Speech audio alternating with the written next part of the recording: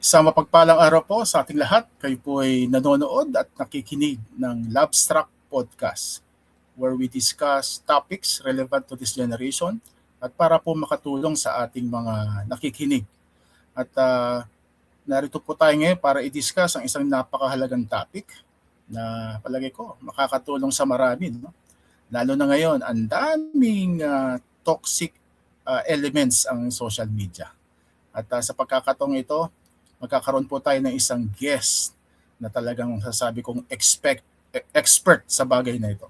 So expect nyo rin na marami kayong matututunan. Okay? So before that siguro, I would like to promote yung upcoming nating training na magaganap starting next week. That would be July 28. Ito po yung ating training, no? In the Shalom Project. So nasimulan po natin ito last year, the first batch, and now we will have our next batch this year. So ito po yung module 1 ng Shalom Project. Kasi may module po ito eh. So after po nito, maybe we could introduce this year also the second module for the Shalom Project.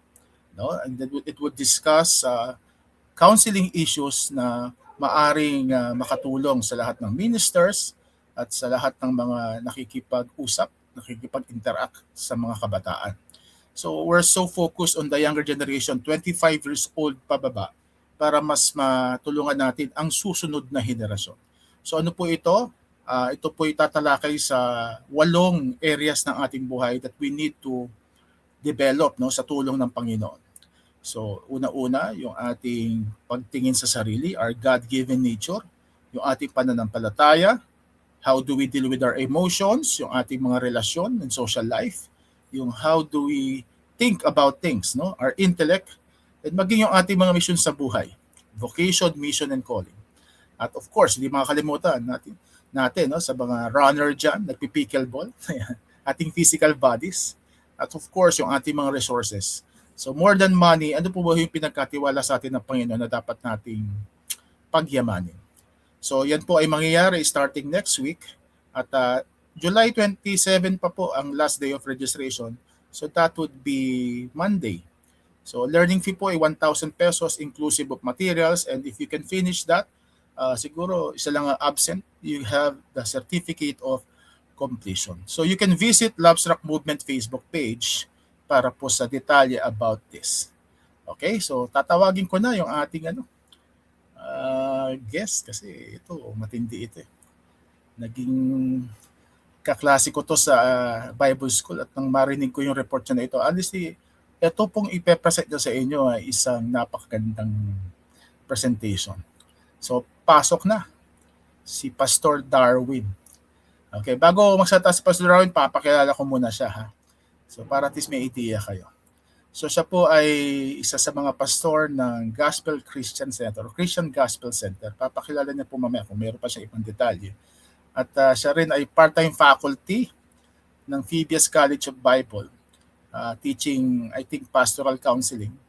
At siya rin po ay napaka-mabuting asawa kay Rodora at mabuting ama kay Dara Grace. Nakikita ko yung mga post nila sa Instagram, sa Facebook. So, kindly visit that. No? And also, he would consider himself, ito na, a tech-savvy minimalist who believes that the right tools used simply can support clarity, creativity, and focus. So, he also writes about tech, growth, mindfulness, and personal productivity. So, nakita ko po ito sa kanyang blog spot. Hindi po vlog, no? Blog spot. Tama, Pastor, yung Simplified Mind ba yun? Okay, Mind Simplified. And who also tests and reviews productivity systems, wow, tools and apps that catches his attention. So, matindi po ang tao na ito, hindi lang pastor. Last week, we invited si Pastor Johan. Ibang kanyang expertise sa tech world. Ito iba na naman. Napag-usapan pa ngayon mga paksilika na yan. So, talagang in itong mga speaker natin ngayon. Okay, maraming salamat sa buhay. Palakpakan natin ng Panginoon sa buhay ni Pastor Darwin Cruz. Pastor, bati ka muna. Yan, hello, mapagpalang araw sa bawat isa. At purihin ng Panginoon sa pagkakataon na to serve in this capacity. No? Thank you, Pastor Ronald, for having me here. And to Yeah. share a bit siguro sa mga bagay na passionate din ako. Yeah. Alam niyo, Pastor, sabi nga nila, hindi lang tayo, Pastor. Tayo rin tinawag sa ibang calling or area. No? So that's why many people would Yan. consider yung mga bivocational, ano ba yung tricoitional, yung may ibang mga ginagawa na mas Like effective madalas. Kasi hindi lang tayo nabababad sa loob ng church. Kasi tinawag, ako particular, Pastor, tinawag ako, hindi nauna sa church eh.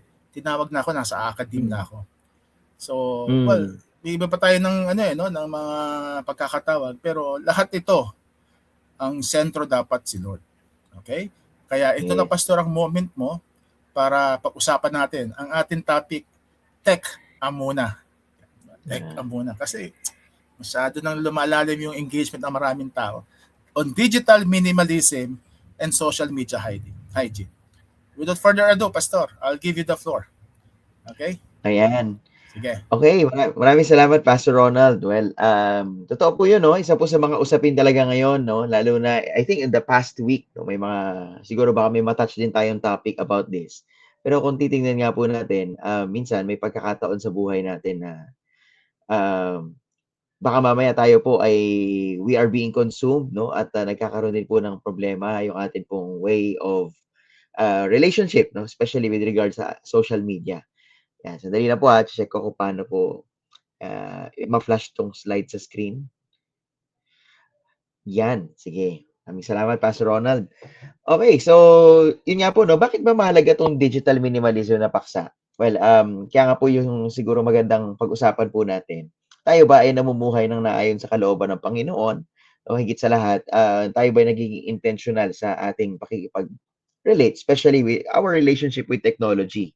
Kasi kapag ka tayo po ay meron din po tayong kakaibang relasyon, no? Especially sa technology na hawak natin. Our smartphones, no? By the way, this is already the gateway to the internet. At I think ito po ay could be a good platform for not just for consumption but also for creation. At ang pagkakatawag sa atin ng Panginoon ay tayo po nung nilikha niya, ang bilin po sa atin is to have dominion. No? Genesis 1:28 na tayo daw po dapat ang naghahari, no? At hindi tayo dapat ang pinaghaharian ng mga bagay-bagay. Sige po, pag-usapan natin, no? Ano pang value, no, kapag sinabi po nating living an intentional life with the digital age? Yan. So kung titingnan po natin, no, ito pong mga gadgets natin ngayon, ito na po ay napakamakapangyarihan. These are supercomputers in our pocket. And if we are not careful, ang problema po ay baka mamaya po tayo ay magkaroon na rin ng unhealthy relationship with our technology, which is, I think, no, madalas na nangyayari. No? Sabi nga po ng mga experts, no, sa pagkakataon ngayon, sa mundong ginagalawan natin, meron na po tayo ngayon tinatawag na digital media addiction or social media addiction. Ayon nga po sa isang mga podcasters din na sinusundan ko, no, sa The Minimalist, no, sila po recently they got a TEDx talk, no. Ang title po na kanilang TED talk is about scrolling is the new smoking. So try to imagine, no, kung tayo po ay nasa loob ng isang kwarto at pagkatapos ay suddenly habang tayo nag-uusap, bigla po ako nagsindi ng sigarilyo, no. Would you feel respected? Would you feel violated? No? So definitely, no, there are certain contexts, of course, kaya nga po ngayon may mga smoking areas na, no, na lugar. Pero if we're going to look at addiction with regards to our behavior and how does social media shape yung ating pong mindset, yung ating mga actions and behavior, definitely meron po itong malaking impact.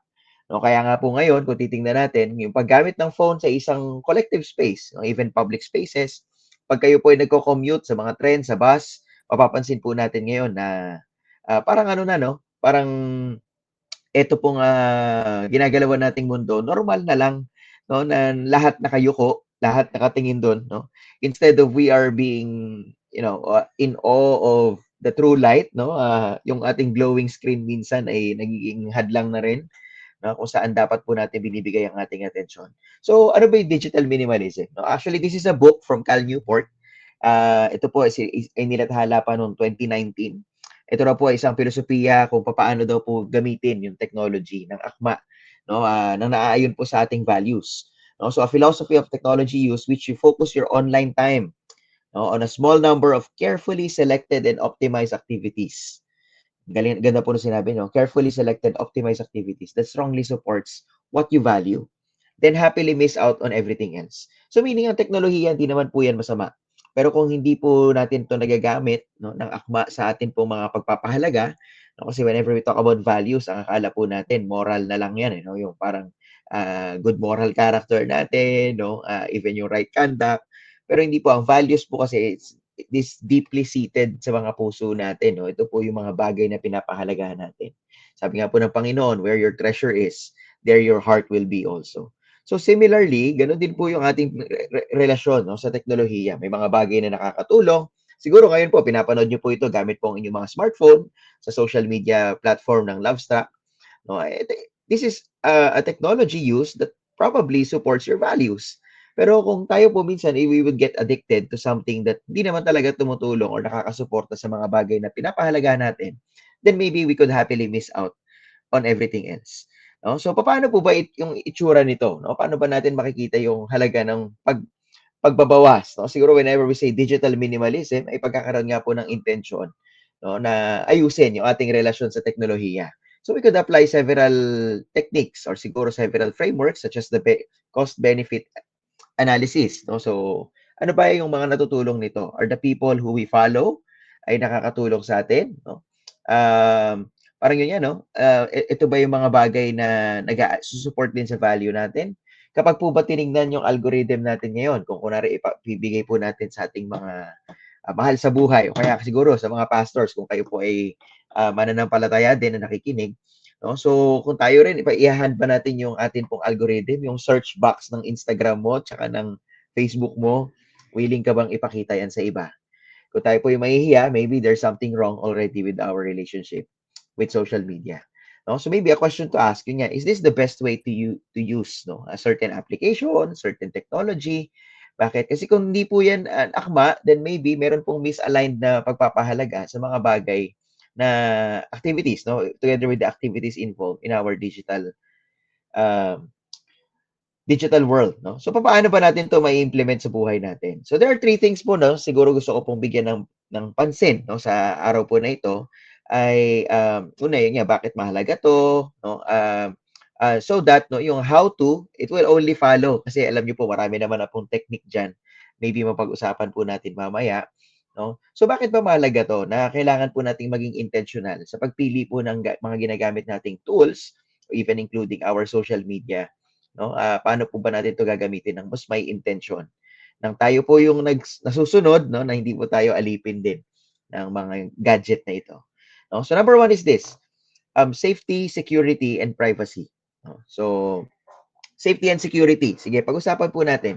Pag sinabi po nating safe, minsan nakakala po kasi natin, yung paggamit po natin ng mga teknolohiyang to, eh, wala namang masamang nangdudulot sa akin. Pampalipas oras lang to.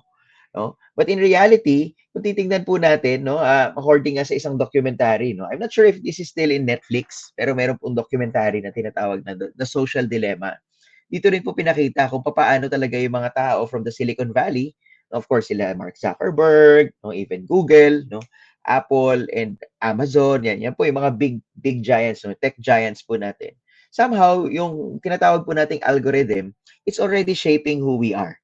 No? So the technology that connects us also controls us.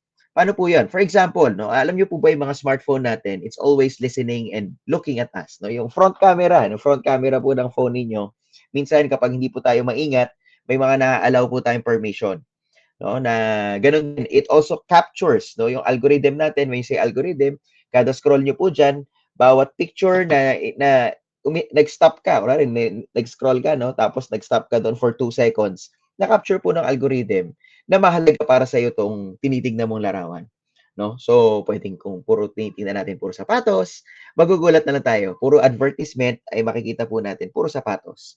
'Di ba? So gano'n po 'yun, no? Kaya minsan parang ngayon na-shape na ngayon, okay, kahit hindi mo naman kailangan, no, kumbaga 8 na yung pares mo ng sapatos, pero matutukso ka pa ring bumili. No, bakit? Kasi nga na-control na po, na-condition po yung ating pag-iisip. Na imbes na yun nga, no, biglang maaalala mo, ay teka, dalawa lang pala yung paa ko, no? So pwede naman palang bawas-bawasan. Yan, ano pa, no? Lalo na po ngayon sa mundo ng AI. Of course, ito po ay mga usapin din ngayon. Marami rin po mga ethical guidelines ngayon na sinusunod, especially sa academe. Importante rin po na yung responsible use of AI, no, sa artificial intelligence. specifically yung tinatawag po natin ngayon generative AI, which is yan nga po yung ChatGPT, yung kasama po yung Google Gemini, no?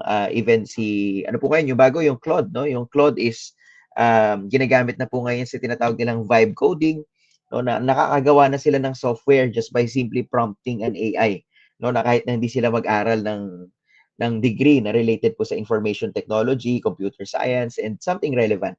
Pero yun nga, no, kung titingnan po natin, papasok din po dito yung etika. No? Yung ethics natin with regards to relationship about generating information, and also yung atin din po sigurong personal conviction. No? Malaking factor po yan. Kaya kailangan din po natin maging maingat. Bakit? Kasi when you upload something and you prompt something, the artificial intelligence, no, or tinatawag nating assistants, no, yung mga intelligent assistants that we have in our smartphones, no, ang nangyayari po dyan, nakaka-capture din yung data na ina-upload lang din natin sa kanila. Pero ang tanong dyan, hindi po natin sigurado kung saan nila ginagamit yung data na yun. Because most of them ay ginagamit po to train also yung kanila rin pong AI engines. Yan. So, of course, hindi po yung pag-usapan natin, but basically, yung mga impormasyon na binibigay po natin sa mga platforms na ito ay nakakatakot ding isipin. Is it actually safe? Is it actually secure? No? And marami pa, no? So, of course, with including the social media platforms that we have. No, yung lahat po ng permission na binibigay natin, yung pag-upload natin ng photos, even yung pag-send and receive po no ng mga photos via Messenger, WhatsApp, no, o kung ano man pong platform yung ginagamit po natin. No, kailangan din po nating makita if it's really end-to-end encrypted or hindi. Bakit po? No, nagiging possible din po yan ng abuse. Siguro po familiar po tayo sa tinatawag po natin ngayon na pang-aabuso online. No? So meron po mga bullying, no? Cyberbullying na tinatawag, which is hindi rin po nakakatulong kasi nga po yung mga access ng ibang tao sa mga larawan na na-post natin, na-send natin, ay pwede pong gamitin ding pang-blackmail or marami pa. No? And again, these are not so secured platforms, no? Unless this is end-to-end encrypted, which is marami naman pong mga platforms din or alternatives that we could use kung gusto po natin ng most safe at secure na environment. No? So remember this, if you're not paying for the product, then you are the product. No? So karamihan po ng social media platforms, akala po natin na for fun lang. Kung titingnan nga po natin, why is it not safe anymore? Kasi nga, ang makikita natin dito ano na siya, no? Libre naman, no? 'Di ba? Pero kung titingnan po natin, yung Facebook, nung ginawa po yung Facebook nung araw, it was intended to connect people. But right now, ngayon, baliktad na po, no? Ang intention po ngayon ay ano, no? Naging advertising company na siya, tsaka naging ano na po siya, no? AI company na siya when they transition to Meta. And they themselves already said this, no? Sinabi na po yan ni Mark Zuckerberg, no, na ang Meta right now, no, hindi na siya ngayon basta friends mo na lang yung nakikita unlike before. Ang nakikita po natin ngayon ay 80% ads, 20% na lang yun sa mga kaibigan mo. No? So parang the very tool that we are using to connect actually disconnects us right now. And when we say tayo yung produkto, ibig sabihin, kinukuha lang yung algorithm natin so that they could push ads to us. They could sell us a lot of things. Or probably, they could even sell our data. Diba? So, ibig sabihin, yung mga chat pala natin, yung mga secret natin na mga pinag-uusapan din natin sa mga platforms na ginagamit natin sa kanila, hindi rin po pala yun sigurado. No? Kasi baka pwede pong ibenta nila yung information about who we are, which is yun na nga po, no? Minsan diyan na po nagsisimula yung na-hack yung account o kaya nai-scam po tayo, no, na gagamit po sa iba't ibang klase ng pang-aabuso. No? So ngayon, kung alam natin na hindi tayo safe and secure, now we need to make sure meron din po tayong mga platforms na ginagamit to secure our online or digital footprint. 'Di ba? Ano ba yung mga behaviors, no? Kaya po napag-usapan din dito yung hygiene. Tamang hygiene din. So make sure po that our passwords are secured. Ngayon po, we are living in a passwordless world. No? Marami na pong platform, even si Google, no? Kaya po yung unang-unang picture ko po dyan, yung kay Google po yan, no? Yung Google Protect. No? Siya po ay meron naman ding sariling platform that could store passwords. Pero of course, hindi ko po ganong marirecommend kung yan lang po yung gagamitin natin. Si Apple, ganun din. Kung Samsung user po kayo, Samsung Knox technology ang gamit po nila. So make sure lang po that our online footprint, no, yung ating mga passwords ay safely secured. And gumamit po tayo ng mga ganyan, no? Personally, ako, I use a password manager na meron din pong meron din siyang tool na kung saan sinesearch din niya lahat ng accounts ko kung meron pa nabebenta sa dark web. no? That's additional layer lang po na security, no? Pero I would recommend there are free, no? You could check lang po sa internet, no? Marami naman po mga free na password manager din, no? At meron naman pong paid version din, no, ng mga password manager na yan. No, personally, I use Dashlane, pero yung pinakamainam po ngayon talaga is yung tinatawag po nating one password, no? So, para po ma-secure po natin yung mga online accounts natin. Yun yan, no? And safety and security also risk a lot of things, especially in relation to our mental health. Also, hindi lang mental health, siguro kasama na rin natin yung physiological, no? Recently, no, yung gaming disorder ay hindi na rin 'to masasabi natin, no, na safe pa rin ba talaga 'to. So, when you say gaming disorder, this is already a condition that's harmful to the brain, no? Kaya nga po may mga nababalitaan tayo dati na nagkakasakit, no, nasosobrahan sa laro, no? And with regards to safety, no, hindi lang po security and privacy, gano'n din with regards to safety, tayo po ngayon ay mas nag-o-open tayo ng mas marami pang window saan, sa tukso sa kasalanan, no? Ito po nga yung sinasabi nila yung 7 deadly sins daw, no, of social media, no, or digital media.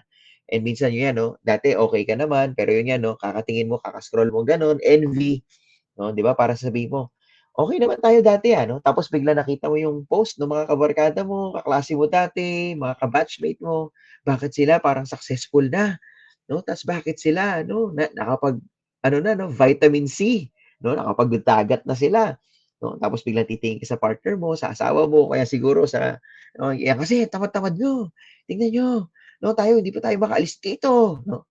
Pero yun nga 'no, nadali na lang din 'no, natukso na lang din, nakita natin kasi sa ibang tao. Gano'n din wrath 'no, lalo na po yung X or Twitter ngayon, medyo nagiging ano na po siya ngayon 'no, pugad na po siya ng toxicity. Minsan sa mga comments na hindi naman related, bigla mag-a-upload ng mga malalaswang video, mga comment na trigger warning 'no. So kaya kailangan po nating maging maingat with regards po sa mga bagay na tinitignan natin. Ano pa po, safety with regards children 'no. Sabi nga po nila 'no, what we feed our eyes 'no, translates lang din po 'yan 'no, sabi po ng Panginoong Hesus, 'di ba? A good person out of his good treasure in his heart 'no, come out also, yung out of the abundance of the heart, the mouth speaks, no? Kung maaalala po natin ang turo ng Panginoon. So, ganun din, even yung paglalabas po ng mga pornographic pictures and videos, no? So, isa po yan sa mga problema with regards to safety. And most people, when you register sa mga ganyang platforms, alam nyo po, delikado rin po yan kasi may marami rin po reports na na-hack sila, mga bank accounts nila, kasi nga may mga tinatawag na sila yung OnlyFans, no? Na mga grupo na ganyan. But pornography is also something to be watchful for, 'di ba? Kasi nga po kung ano po yung pinapasok sa paningin, yun din po yung nagiging bumababa sa puso, madalas na nasasabi, at nagiging action. Kaya pala mas dumadami rin po yung mga abusive na tao dahil nga po mas madali nang ma-access, no, yung mga ganito pong bagay, which is alam po natin ay, of course, hindi po ito nakakatulong, 'di ba? Nung araw, parang naalala ko nung araw hindi naman din gano'n kadali ka-access yung mga ganyang website, 'no? Parang dati nga magazine pa lang 'no, pero hiyang-hiya ka 'pag lalabas ka ta's bibili ka ng ganyang magazine. But right now because of the digital world, kasi parang pangatlong mundo na lang po 'yan 'no, na nangyari. Meron tayong physical realm, meron tayong spiritual realm, ngayon dinagdagan natin, gumawa ang tao ng tinatawag na digital realm. At ngayon, yun nga, naging platform yan. Marami pang pwedeng maging kasalanan. Of course, hindi po yan na kaaya-aya sa ating Panginoon. No? Kaya nga po yun, nagkakaroon din ng sexual addiction. So bakit ba ganito talaga kagrabe yung internet? No? Bakit ba parang yung tao ay really drawn to the internet usage and minsan hindi tayo nagiging responsable? Sabi nga po ni Jefferson Bethke, no? Sabi niya, with our phones today, we can crop, edit, ourselves. No? And with our phones, we could be the center of our social orbit. Tayo yung pwedeng maging importante. We could feel very important. We could feel the center, no, na tayo yung nasusunod sa mga bagay na yun. Pero yun nga, at what expense? Alam niyo po, ang Panginoon, sa Genesis 3 pa lang, no, yung simpleng tukso lang ni Satanas, mula po nung kala Adan at Eva pa lang. Simple lang din po yan. Ang akala nila, mananalo sila. No? Na parang, okay, you can be like God. No?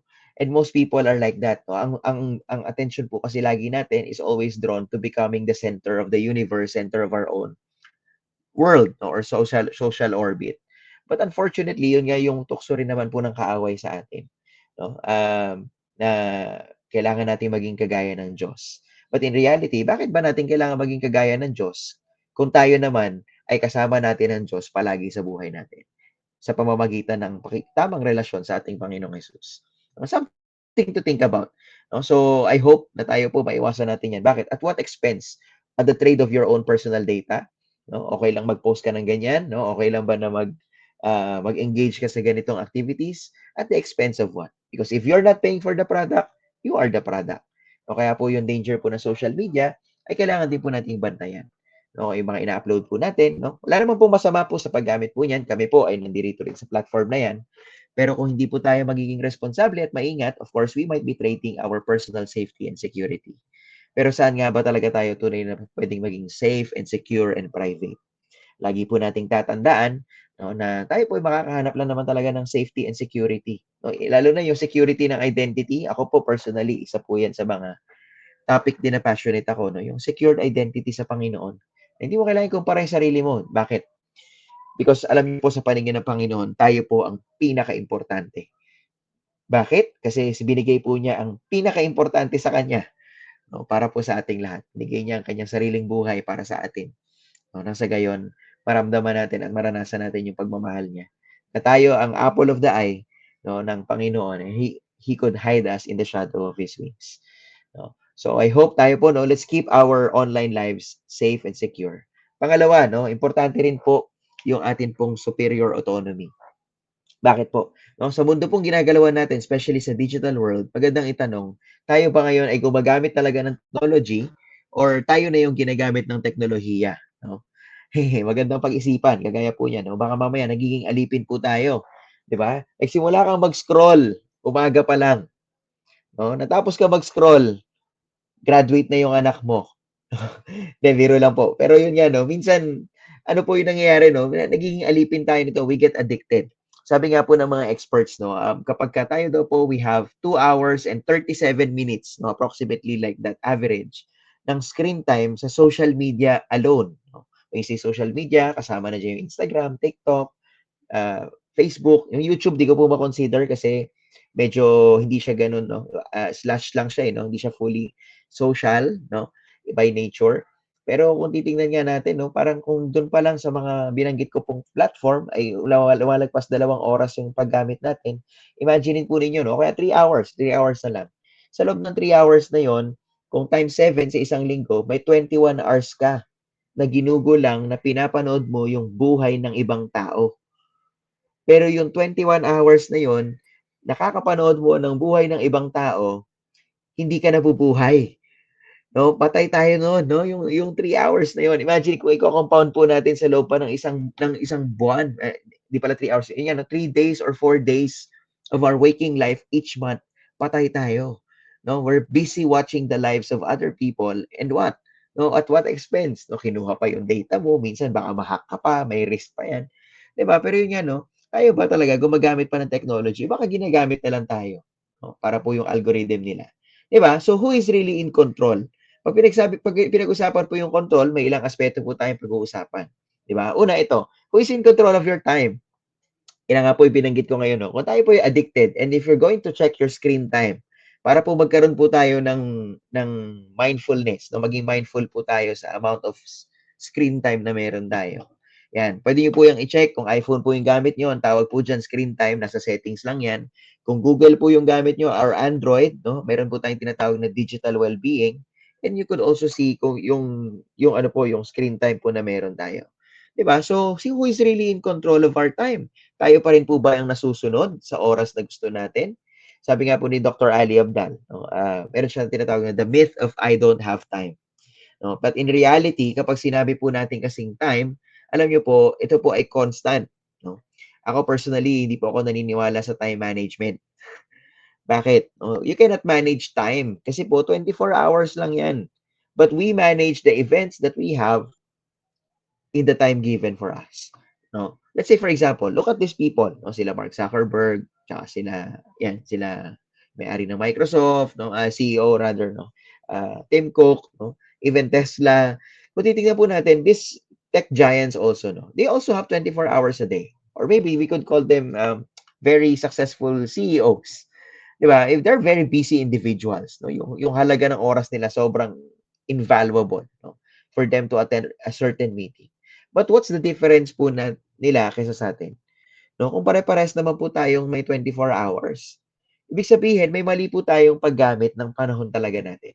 No, if we would just simply reduce yung number ng screen time natin, siguro baka yun nga po, no, magugulat tayo na baka there are more things that we could do, no, to get more productive. No? Kasi iba rin po yung productive, iba po yung busy. Di ba? Pag busy ka lang, no, parang ka lang nagte-treadmill. Pero kapag ka productive, no, you're going to arrive at a certain destination. No? Ibig sabihin, meron po talagang kahihinatnan, no? Kung saan ka talaga dadalhin ng mga bagay na pinagkakaabalahan mo. No, sabi nga po sa book na to, is mga ex-Googlers po yung sumulat nito, no? Si Jake Knapp and John Zeratsky. Diba? Yung time is a non-renewable resource. No? Kaya nga po, ano ngayon, kailangan po nating ibigay yung ating atensyon. No? That's why today, yung social media, we also call it the attention economy. Bakit po? Kasi kada like, kada swipe, kada ano, alam niyo po ba, may mga ibang taong kumikita kaka-like, swipe, comment, and engage po natin sa online activities na meron po tayo. No? Well, I'm not saying this to promote na mag-content creator na lang tayong lahat. No? But in reality, if we channel our focus to what matters for you, what is important for you, diba? Na itigil po nating pansinin yung buhay ng ibang tao, no? Maybe we could be set free. No? Sabi nga po sa Bible verse na ito, no? Ephesians chapter 5, verse 15, look carefully then how you walk, not as unwise, but as wise, making the best use of the time because the days are evil. No? Isa po yan sa mga talata siguro na pwede po nating makita. No? Making the best use of the time. Siguro maganda tanongin po natin, every time that we're going to do an activity, is this the best use of my time? Ito ba talaga yung mahalaga ba to para sa akin? No? Pangalawa, not only in control of your time, but who's in control of your attention? Yan. So, kaya nga po nabanggit ko kanina, yung attention economy, people are earning from our attention, from advertisements, no? Lahat ng ads na nakikita natin. Diba? Kaya maganda, teka muna. Okay, yung tanong natin, teka muna. Sino ba talagang in control dito? Who is in control of our attention? Sige po. Pag po nag-vibrate yung cellphone po natin, sino pong nasusunod? Tayo o siya? Diba? Pag nag-vibrate po yan, kukunin mo, titignan mo kagad kung sino, ay, nag-like si Crush, no? O kaya, ay, nag-comment si ano, no? Automatically, parang every time na makakatanggap tayo ng ping, kukunin natin siya, no? And di ba tayo nagtataka na bakit intended na gano'n, no? Na minsan umiilaw talaga yung screen, no? Na mga phone natin pag may notification. It's intended for that, no? To capture our attention. And sadly, yun nga, no? Nawawala po tayo sa focus. No, pangalawang myth na shinare po ni Dr. Ali Abdal, isa po siyang manunulat, tsaka isang sikat na YouTuber. At the same time, doctor din siya. Sabi nga, it's the myth of multitasking. No? So, ano ba yung multitasking? Diba? Most people believe na ang multitasking daw ay helpful. Pero in reality, actually, hindi po totoo ang multitasking. Yan, sige, para po mas maintindihan natin, no? Kung titingnan po natin, para po tayong mga smartphone. No? Siguro magandang tanong ngayon, tayo po ba, kino-close nyo po ba yung mga apps? No? Yung sinaswipe nyo pa gano'n, no? Ine-exit nyo lahat ng apps sa phone ninyo pagkatapos nyo gamitin. Yan. Kung kino-close nyo po yan, no? Actually, mas kumakain po ng battery, ng RAM, rather, ng memory, tsaka ng data. No? So actually, hindi po natin kailangan i-close yung mga applications. Dahil po yung mga smartphone po natin are smart enough to put the apps in active apps, no? Or the active application in the foreground, no? And yung iba nasa background at naka-freeze lang sila. So similar po with our brains. Alam po ninyo, no, na yung atin pong mga brains actually ano po yan, no? Hindi po niya kaya talagang magsabay ng task. According to experts, yun yan, no? Yung brief mental blocks by shifting between tasks can cause as much as 40% of someone's productive time. Ayon po yan kay Mayer. No? Ano ba ibig sabihin nito? No? Sabi nga po nila, you need at least 23 minutes bago mo ma-regain yung focus mo. Kunwari, gumagawa ka ng report or project. No? Gumagawa ka ng sermon, for example, gawa ka ng sermon. Pag focus ka na, tapos bigla may nag-notify, na-distract ka, nakita mo yung sinend na cat video ng friend mo, tapos pag bumalik ka na, ano nga ba ulit itong gagawin ko? It takes 23% before you can achieve the same focus as before. No? So grabe yung nawawalang productivity sa atin. Na pwede palang may mga bagay na gawin natin. Let's say sa mas maiksing panahon, kapag ka naka-focus ka kaysa sa, alam mo yun, minsan humahaba, gagawa ka ng assignment mo, 3 oras. Pero in reality, magagawa mo lang yun ng 10 minutes. Pero bakit? Kasi nga, yung focus mo, 23 minutes ng 23 minutes yan, hindi ka makapag-isip. So, yun po pala yung nangyayari dito. So, we really have to make sure that we are in control. Diba? Kaya nga tanong ulit yan, teka muna, sino ba talaga may control? Hindi lang sa oras ko, sa attention ko. Sino ba talagang may control sa paningin ko? Diba?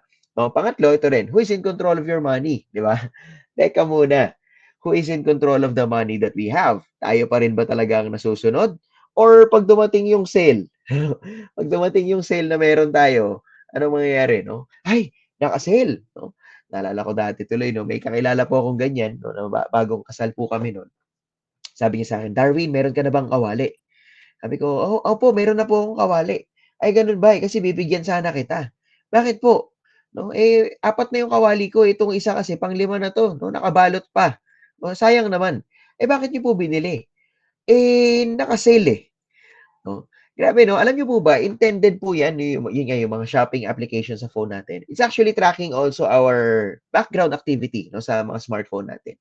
No? If you have your apps, no, yung Shopee, Lazada, Temu, no, marami pang iba, alam niyo po ba, tinatrack niyan yung behavior natin. Yung social media behavior din natin kapag tayo tumitigil doon. Kaya yung mga ads na lumalabas din social media, pag kinlik mo, automatically, nakalink na siya doon sa shopping application mo.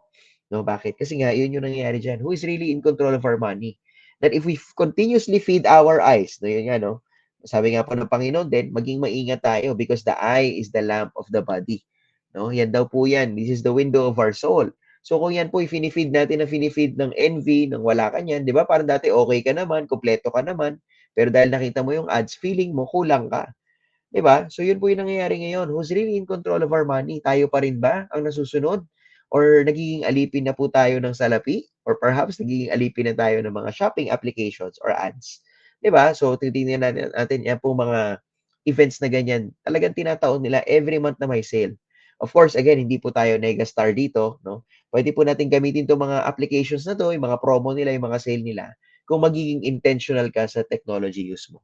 For example, no, you could delete the application and install it, no? Install it kailan?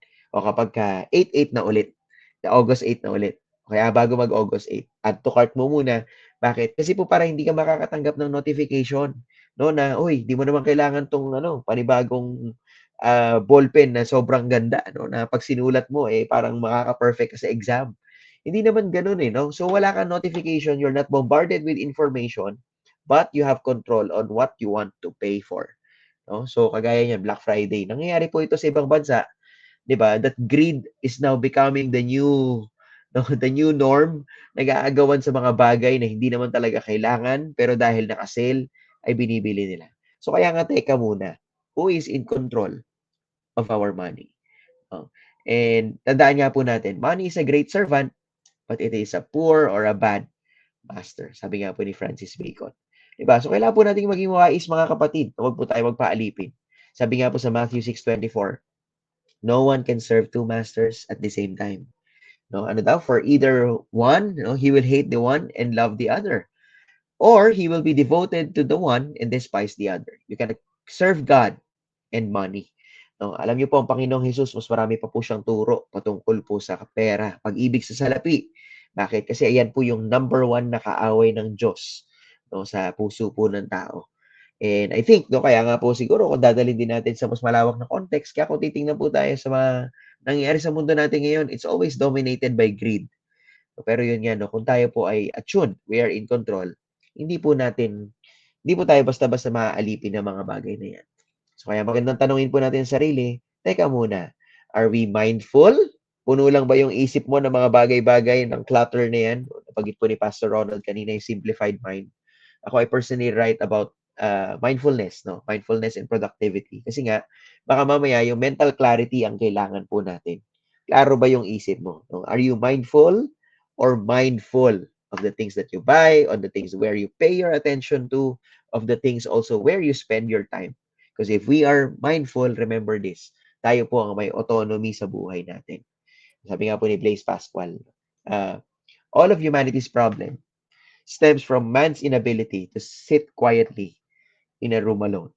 No, kaya po kami, also as we serve here in the counseling ministry, dito rin po sa Shalom, no, um, we also do this, no? Importante po pala yung, hindi lang yung mental health, yung mental clarity rin natin. At malaking tulong po ang counseling sa mga bagay na yan. To sit quietly, no? We also do psychoeducation about it, no? Na bakit mahalaga ba yung mga bagay na yan. To just simply sit and be with your emotions, to think about things bago mag-purchase, bago mag-scroll, no? Kasi minsan may mga emotions po tayo na ayaw po nating ilabas, no? And social media, nagiging pacifier po yan ng mga adults. No? Actually, hindi nga lang adults, no? Even mga youngsters natin. It becomes an emotional pacifier because we don't want to feel the pain. May mga trauma tayong ina-avoid. No? So kaya nga mas maganda para ma-solve po natin ito, upuan po talaga natin. Kasama ang mga professional, higit sa lahat, no? Kung tayo po ay may personal na relasyon sa Panginoon, i-process po natin kasama ang Panginoon. No? So remember this, no? Action to traction to attraction, not digital distraction. No, wag po nating ibigay yung ating atensyon, yung ating salapi, no, ating panahon basta-basta sa mga bagay na yan. 'Di ba? Kung titingnan nga po natin isang kwento ni King Solomon, no. If we're going to look at the story of King Solomon in 1 Kings 11. Alam niyo po, ang problema po ni Solomon actually, hindi naman talaga problema, may wisdom na siya, may skill siya bilang isang hari, no, may influence na siya. But the problem is this, Solomon loved many, no. Dami niya nagustuhan eh. No, bukod sa meron na siya, mayaman na siya, pinayaman ng Panginoon, binigyan siya ng karunungan ng Panginoon. Sadly, ito pong pagmamahal niya sa marami, no, yung distractions na tinatawag, ay naging Diyos-Diyosan na rin ng kanyang puso. Sabi po dito, no, Solomon clung to this love. Sayang, no? Bakit? Kasi ang naging resulta po niyan, yun nga, no, ang kanya pong mga pinakasalan, umabot ng 700, no, 300 na kabit, and that turned away his heart from the Lord. So tayo din po, if siguro akala natin okay lang naman yan, pa-scroll-scroll lang tayo konti, no? Kaya patingin-tingin lang naman, pa-add to cart lang naman. But if we are not careful, we might not be living a life that is also honoring to the Lord. Sabi nito, and his heart was not wholly true to the Lord his God. No? So marami po pong pwede mapag-usapan sa bagay na yan, pero at least I hope that we would be able to assess ourselves. No? So I hope, no, na ano natin, no, sino pa ba yung superior autonomy sa buhay po natin. And last but not the least, sense of identity. Nabanggit ko po kanina yung envy, no? Pero minsan, ang dami pong tao ngayon, kinukuha na yung identity sa social media po nila. No? But again, personally, no, ang social media, it's actually a borrowed land. No?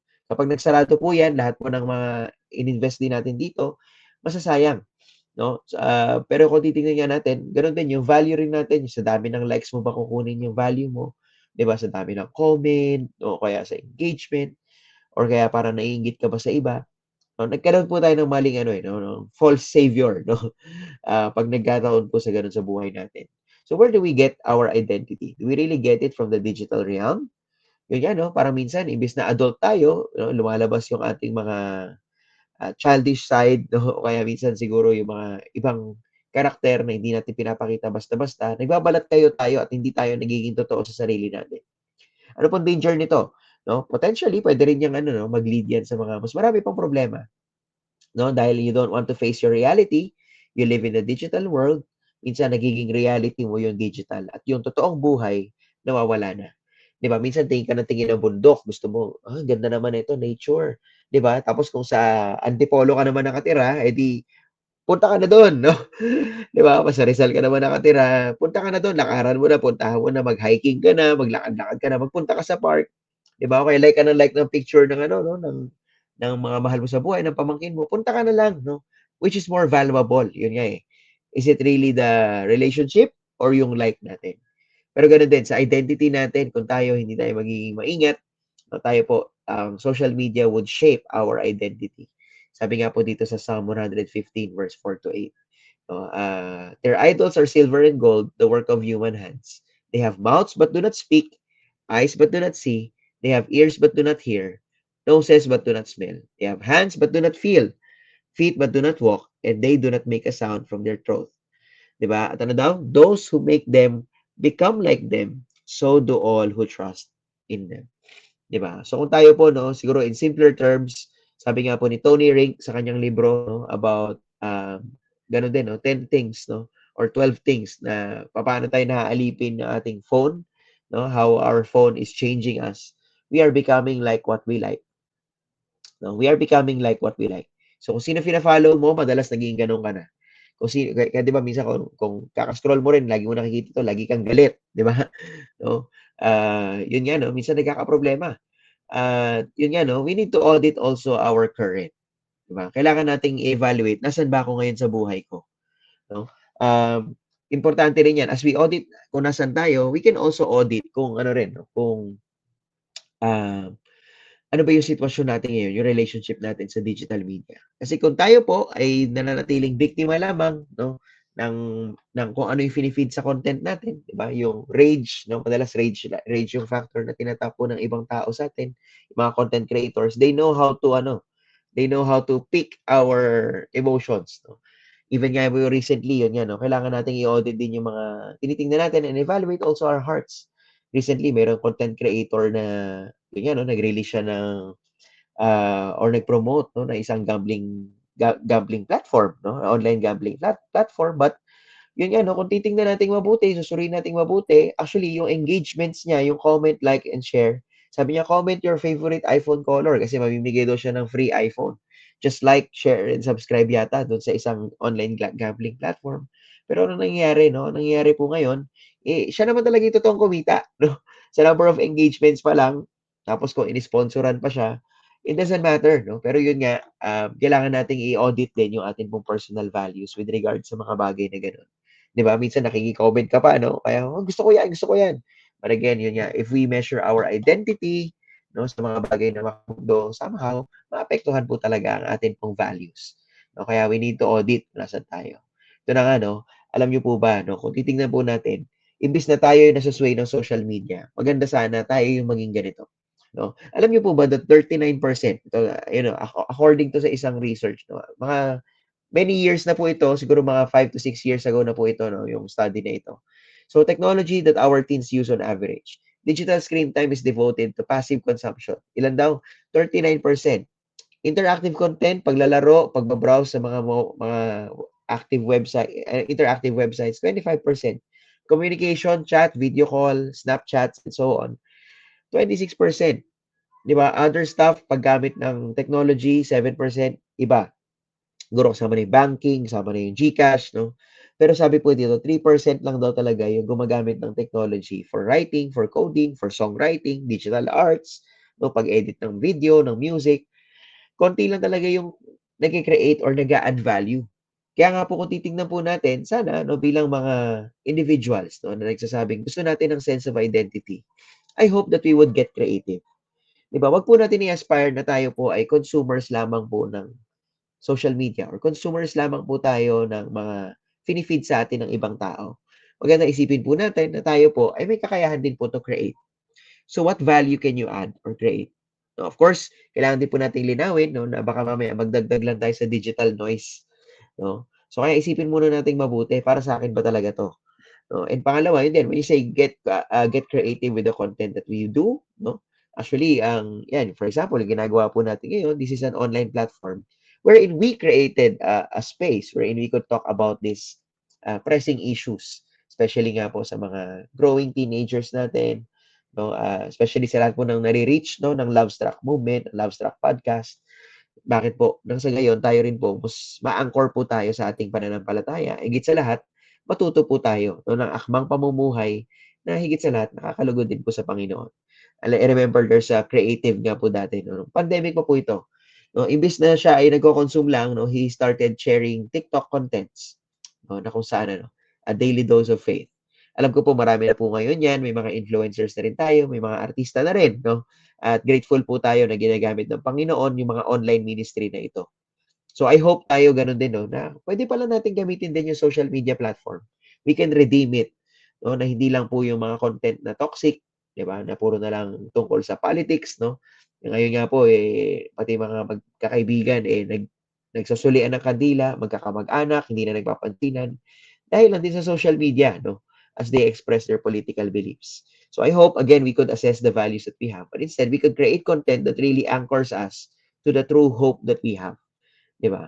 Sabi nga po dito, do not be shaped by the internet, but shape the internet. Wag po tayong pumayag, no, na tayo po yung maging alipin na lang, no, ng mga bagay na ito. 'Di ba? Kaya nga, teka muna.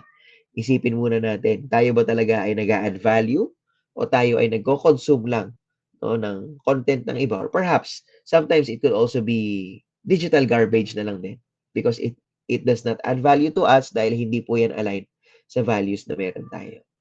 No? And lastly, iwan ko po ito sa atin. 'Di ba? Sabi nga po ng Panginoon, ito po yung binanggit ko kanina, no? Then God said, "Let us make man in our image after our likeness, and let them have dominion." Yan po yung utos ng Panginoon sa atin, mga kapatid, no? Nawa makatulong po ito sa atin that we have dominion over the internet. No? Hindi ko po sinabing mag-create lang tayo na mag-create ng content, punuin natin ang selfie natin, pero punuin po natin ng maybe yung algorithm natin, punuin natin ng pagmamahal, no? That would promote kindness, that would share, di ba? Imbis na yung mga funny content, ngayon nga, pati yung mga Chinese drama, no? Na 15 minutes mo na pinapanood, tapos sa dulo may paywall, di ba? Hindi ko po alam kung may na-encounter na kayong ganun, na kailangan mo magbayad, tapos inis na inis ka, no? Sabi mo, hindi ko alam, no? Ano ba, nagkatuluyan ba sila? Nalaman ba niya na siya yung anak ng may-ari, no? Minsan gano'n 'no, but sometimes, nahu-hook tayo sa mga bagay na 'yan. But remember na tayo po ang inutusan ng Panginoon to have dominion over other creation. No, kasama po diyan yung created, 'no? Created na ng tao 'yan, hindi na 'yan galing sa raw materials, yung technology na meron tayo. However, I hope that we would live a life that is aligned, living, tayo po ay naaayon sa wangis at imahe ng Panginoon. According to His image, according to His likeness. And having dominion is the mandate for us. Sa pamamagitan ng biyaya ng Panginoong Jesucristo, we would have, superior autonomy, we would have safety and security sa atin pong online life, no? Maging sa ating identity, no? At higit sa lahat, no, na tayo din po ay siguraduhin din natin na sa atin pong buhay, yung atin pong sense of identity ay naka-anchor lamang po sa isang katotohanan na hindi nagbabago, na tayo po iniibig ng Panginoon and we are secured by what we have. And so maraming salamat, Pastor Ronald, no, for allowing me to share bits and pieces of this, and I hope it added value sa atin pong mga Yeah. tagapakinig. Sabi ko sa inyo pag si Pastor Darwin nagsalita, you must listen. Okay? Salamat, Pastor. Napaka-substantial at very useful ito, Pastor. Lalo na, I remember nung nakaraan, di ba, lately, yung nagka-crash ang Facebook tsaka Messenger. Opo, yeah. Worry, kumbaga, antindi ng anxiety ng marami kasi ang buhay natin nakadikit na sa social media. Sabi nga nung mga iba mga joke, wag mo nang gagawin yan, Mark Zuckerberg, kasi di na matandaan yung mga password namin. Yung mga Totoo. Oo. So isa yan sa mga concern natin ngayon. Pero Pastor, kung meron akong nasagap from your presentation ngayon, yung tatlong C, palagi ko highlight ko lang as a form of synthesis yan. So that would be control, creativity, pati Christ. Yan ang nasagap ko sa iyo. Yung sinabi mo sa isang presentation mo dun sa pinakaunang parte, are we using the technology or the technology controlling us na? So napakalaga, we must know the difference, di ba? Sabi nga nila kahit yung AI, isa sa mga creator ng AI, nag-warning na pantayan nyo na yan kasi nagiging matalino. Papunta na daw tayo dun sa may sa Terminator type, parang medyo, papunta tayo dun. Tapos ito rin, Pastor, ang ganda ng take mo dito, yung creativity. Hindi lang tayo consumer, we're also creator, we're also producers. Kaya may term sila dyan parang prosumers, something like that. Yeah. So hindi lang tayo consumer, producer din tayo. At sa ecosystem ng social media, hindi lang panay content na alam mo na alanganin ng mga mensahe. Kaya we have to fill the ecosystem ng social media with hope in the Lord so that we have Christ. So, ang ganda ng presentation ni Pastor. Tama, Pastor Ronald. Tapos ito pa, Pastor, nag-survey ako dun sa page. Ang tanong ko, okay lang ba na ipagbawal ng social media use sa mga minor de edad? At very interesting yung mga sagot ng ating mga kaibigan. Pero bigay ko lang ito para may idea rin kayo, context. Kasi marami lumabas na news sa iba't ibang bansa na gusto nilang ipa-ban ang social media. So for example, sa Australia, under 16-year-old bawal. Although sabi nga nila na nagagawa ng paraan ng mga kabataan ito, binabago yung edad. So then Brazil under 16, China, mas mahigpit talaga. Nung nasa China yung isa kong kapatid, bawal sa kanila yata ang YouTube tsaka Facebook eh. So WhatsApp, Mm. tsaka meron silang ibang app. Okay? Yeah, WeChat, Indonesia under WeChat. 16. WeChat, yan, yung WeChat, tama. Indonesia under 16 bawal rin. Then Malaysia and then Turkey under 15. So anong sinasabi ng ating mga kaibigan? Ayan, pakibasa natin. Sabi ni Marinesa, para sa akin, okay lang na may restriction sa social media. Okay? Marami kasing magandang naidudulot ng social media pero may panganib tulad ng cyberbullying, exposure sa mga content na di maayos, at sobrang paggamit na nakakapekto sa mental health. So sabi ni Ate Marinesa. And then meron pa tayo dito yung sinabi ng isang kaibigan pa si Rafael. Maraming pop ads na porn. Totoo naman. Minsan, although algorithm yan, di ba? Pag bumisita kasi sa porn, for sure na-detect ka na, magpa-pop ads na yan. Tapos may online cyberbullying, imbes na mag-log out para hindi mabasa yung mga negative messages, they do self-harm and this is very sad. Yung iba nagpakamatay, so protection na rin. So lumalabas, marami sa ating sumagot, honestly, they're for it. No? Kasi nakita yung maling epekto. Sabi ni Abraham, bawal po talaga mag-social media ang bata, diadaya lang yung edad. Totoo naman ito. Totoo. So, isa pa, pinakahuli. Kay Michael, what if meron option ng FB na for kids? FB for kids. Parang YouTube. Highly restricted ng content, bawal mag-comment, and may limit time ang screen time. I don't know kung makokontrol to from the end ng YouTube o ng FB. No? Pero, so lumalabas, wala akong nakitang sabi, wag, lahat nagsabi sila, we have to limit it. So, Pastor, sa yung anak, for instance, anong policy mo sa paggamit ng social media? Well, ako po with regards to social media, no. Ako agree ako sa 16, no. Pero kung i-formalize yan talaga na ilalagay yan sa batas natin, mas mainam para po sa benefit of the common good. No? Pero of course, as parents, we have absolute control din talaga sa ano bang klaseng digital media yung inaalaw po natin ating mga anak. Sa akin for kids, no, isa po sa mga highlight, kakatapos na ng exam ng anak ko last Wednesday, no. Maganda yung assessment niya. Sabi nga ng teacher niya, siya daw yung pinaka-mature sa lahat. Congrats. Yung na oo nga po medyo delikado lang, Pastor, kasi sumasagot ng Bible verse minsan sa akin kaya ano naman, pero fun naman, no. Pero yun nga, no, maaga nagsasalita yung bata kapag na-lessen ng screen time. So yung anak po namin na parang wala pang 2 years, parang kaka-1 pa lang niya, nagsasalita na siya, naka-communicate niya yung gusto niya. At the age of 3, tao na siya kausap. No, kaya ngayon, ginagamitan ako ng Bible verse pag sinabi kong, anak, sinong masusunod sa bahay na to? Sagot niya sa akin, si Jesus, no? Wow. Pero yun nga po, mainam naman. Pero yun nga, no, sa 16 years old siguro, kasi teenage years yan magandang ano po niya, no, patakaran din natin. Kasi minsan may mga kabataan na sabi nila, pag binilan nyo na sila ng phone, tandaan po natin, sasabihin nila, sa kanila daw yung phone na yun at wala na daw karapatan ng magulang. Siguro practical tip, actually hindi, no? Kasi una, pera nyo yung ginamit, kung naka-line po yan, ay pangalan nyo yung nakarehistro, no? If I'm not mistaken, I'm not sure kung mapapa-register din nila yung SIM card. So basically, hindi talaga sila yung may-ari rin ng phone. So kaya po, I think parenting, proper parenting talaga to, Pastor Ronald, no? Yung pinaka-issue natin dito. Kasi nga po, marami ay hindi informed sa risks, no, kapag pinayagan po natin yung mga anak natin or kabataan, no, lalo na yun nga yung exposure sa explicit content, sa rage, no, cyberbullying, which is very delikadong usapin, pero kasi inaalaw din po kasi ng mga teachers minsan. Pero Pastor, no? Alam mo, ang dahilan sa education system. Bakit na inaalaw yon? Kasi una-una, ginagawa nilang nani yung mga gadgets. Maraming dahilan, dahil busy sila, para tumigil sa pag-iyak. Ang problema, Pastor, yun ang problema sa parenting ngayon. Ginagamit yung mga gadgets para tumigil daw sa pag-iyak. Pero meron na mga studies would tell, yung brain lethargy, no? Lethargy, yung part ng brain na talagang nagsasara, na masyadong focus. Kaya may tinatawag tayo, may lumabas nga last time mga video, no? Yung mga mga digital natives, yung kapag nagbabasa ng dyaryo, ginagano nila yung yung Dyaryo. mga dyaryo. Akala kasi nila lahat naka-screen. So, and Mm. also maraming umiiyak pag hindi nakakahawak ng cellphone. Okay. Totoo po. So anyway, Kaya Pastor.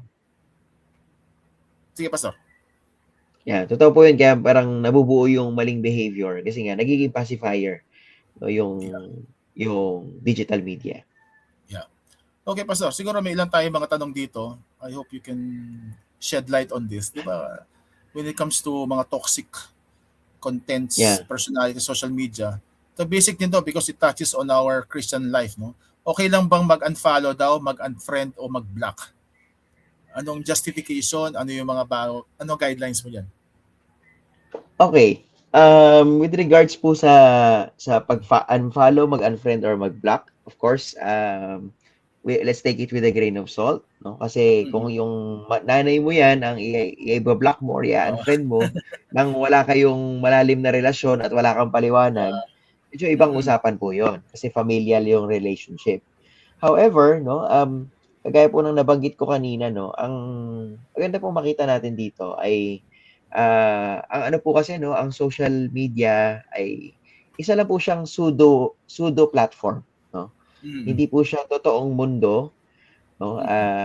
Like ako for example, hindi ko sa personal boundaries ko, no, hindi ako gano'n nag-a-add pagka professional network, no, sa personal social media kasi nga parang wala naman na silang say doon eh. No? So, isa po 'yun sa mga bagay na gano'n, no? Kaya of course bilang pastor kasi isa rin po 'yan sa mga ano natin, no, yung boundaries din natin minsan talaga. Boundaries. Baba ang boundaries pag nasa ministry eh. Pero with regards to unfollowing o pag-block, no, kung nagiging toxic yung relationship, when you say toxic, may lagi ka inuutangan, tapos binablockmail ka na ng kung ano-ano, sinasabihan ka ng kung ano-ano. For me, it's okay kasi you have absolute control. Yun nga po, no? Tayo yung may control at magdidikta kung sino yung gusto nating papasukin sa digital life natin. And hindi naman po yun yung totoong mundo, no? May mga kaibigan nga po ako na hindi kami friends sa social media pero pag nagkikita-kita Ikaw, kami. Pastor, hindi ka friend sa social media pero friend kita. Ayun, no? Kasi paliwanag ko lang, Pastor. Kasi yung ano ko, Okay, dalawa kasi account ko. Isang page, isang personal private. Sa private ko, mga immediate family members lang. That's my boundary. Kasi sabi ko, kahit di naman kita friend eh. I-follow mo na lang ako. Okay, you can chat me through Messenger. Personal yun, Pastor. Tsaka tayo mag-usap ano dahilan. Pero it has something to do with the election time. Yes, totoo po yan. Nangyayari po yan, no? Dami po nasisirang relasyon dahil dyan nga sa election time na napapalapit, no? Pero ako di ko rin alam yung pastor, ha? Hindi tayo friends. Pero okay lang yun kasi nakakapag-usap naman tayo eh. Pero pinafollow kita, Pastor, sa Instagram. Yung mga friends ko, pinafollow ko. Ako, parang ganito, don't follow me if you want, pero I'll follow you. I-confirm mo lang. Kasi ang punto, Pastor, isa rin eh, di ba? Kapag marami dumadaan sa newsfeed mo, eh minsan yung mga kadramahan ng buhay ng ibang tao, baka nakaka-apekto sa'yo. It would affect your mental health. So, Pastor, okay lang sa'yo mag-unfriend, mag-block in a way kasi una, you have total control over the situation. Dito po papasok yung superior autonomy na I think tayo yung may control kung sino gusto mong papasukin sa digital life mo. Wag ma-offend yung iba. Okay? Yeah. Alright. Pero Pastor, yung pinaka-clincher question talaga ay ito. Lalo na sa mga kabataang nanonood, hindi nila mapigilan, di ba, how to minimize your screen time to some extent na kaya minimize kasi nga it affects their well-being. Okay. Ano mga recommendations mo? Okay, so with regards to practical ng minimize ng screen time. Of course, kung gusto niyo mas malalim na we really need to start with why. O kaya nga po values eh. Kailangan makita natin yung value ng makita natin na kung hindi na valuable yung pag-spend mo ng time sa isang application, it's time to revisit it. Pero kung mga practical, meron ako tinatawag na mga tips naman to. Delete, yung una, digital detox na tinatawag, 30 days. O kaya kung for a certain period of time, you delete your social media apps sa phone. Bakit? Kasi yun yung pinaka-accessible. If you want to access it, pwede ka pumunta sa computer or sa tablet ka lang maglagay. In my case, ako, nasa tablet lang yung akin. No? Kaya, pag nag-picture ako sa phone, sabihin nila, nakakalimutan ko. Tanong ko sa'yo, nagla-laptop ka ba? Ito po, nanghiram nanghiram ako Oo. ngayon pagka ano, yung wife ko lang Pero meron. Pero ako usually nakikita kita pag nagba-vlog ka tapos ano parang kahit sa school, ano ka lang, tablet ka na, naka-iPad ka ba? opo, iPad lang po ang gamit ko ngayon. Yeah. Yes. Napaka-minimalist talaga, no? Mas Yeah, para komportable ka. bit-bit na.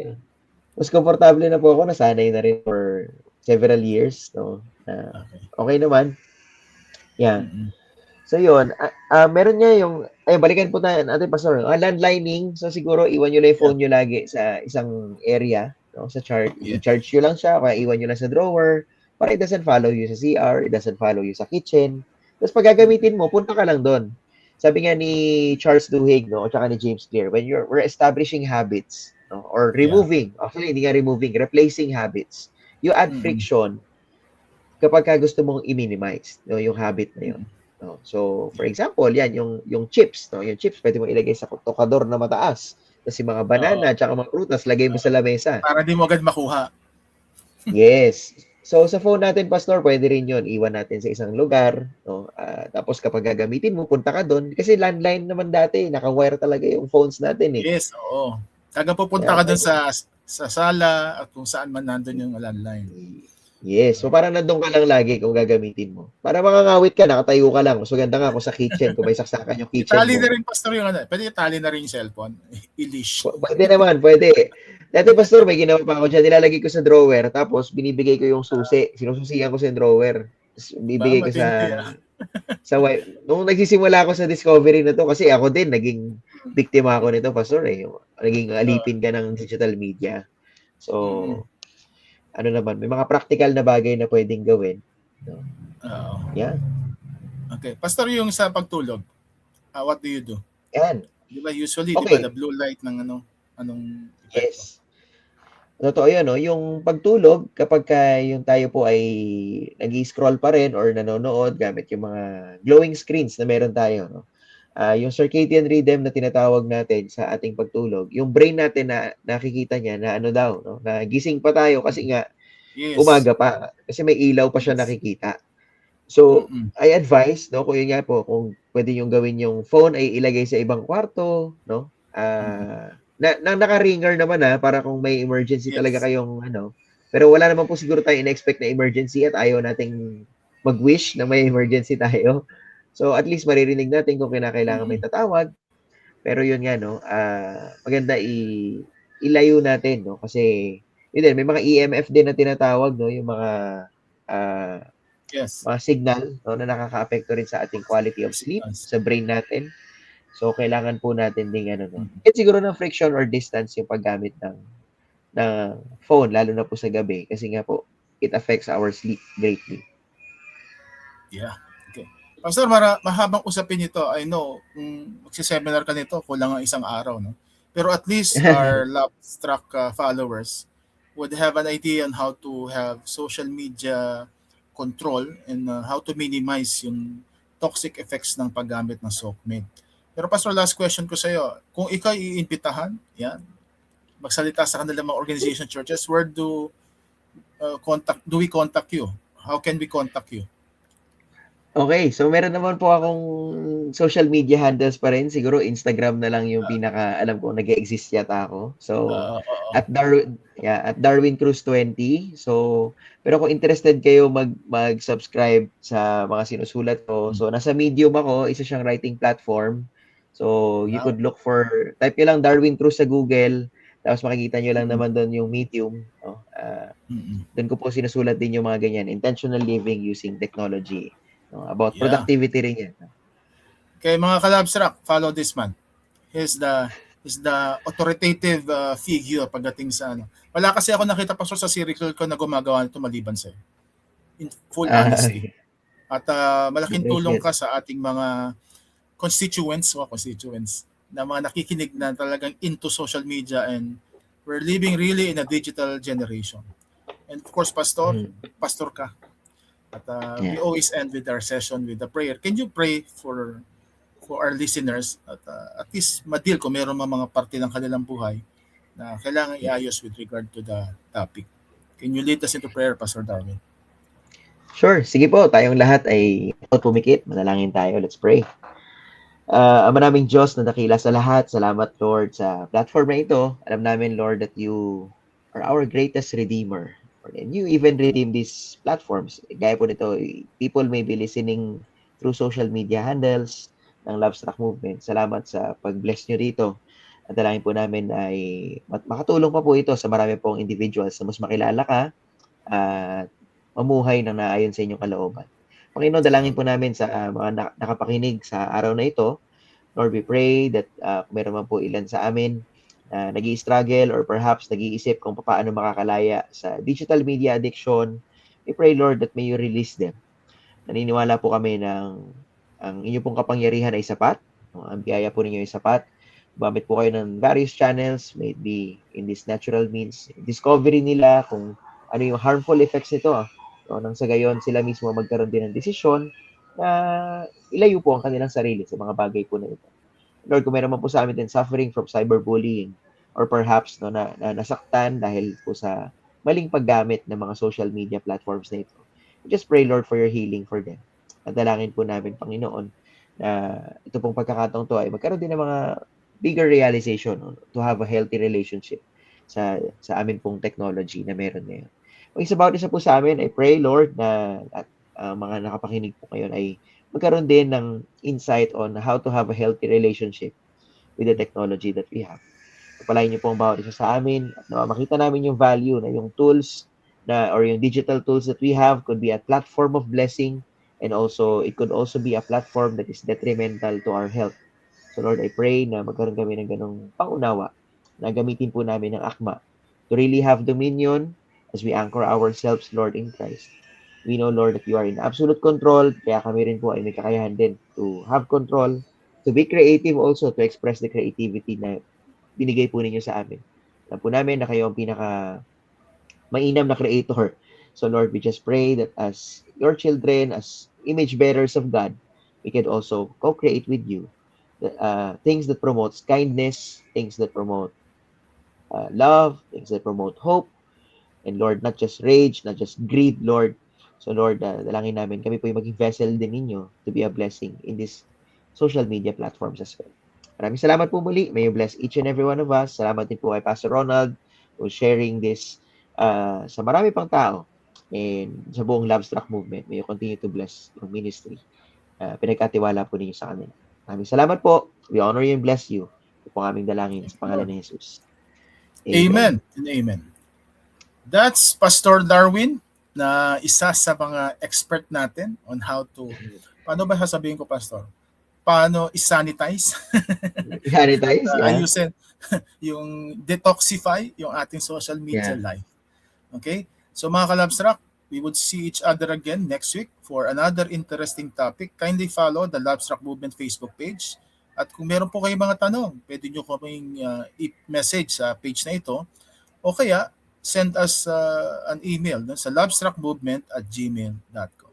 Okay, makita-kita po tayo muli for our next Lovestruck podcast. Ako po ang inyong lingkod, Pastor Ronald, at ang ating expert. Pastor Darwin, nice being here with you. Pagpalain po kayo ng Panginoon. God bless po.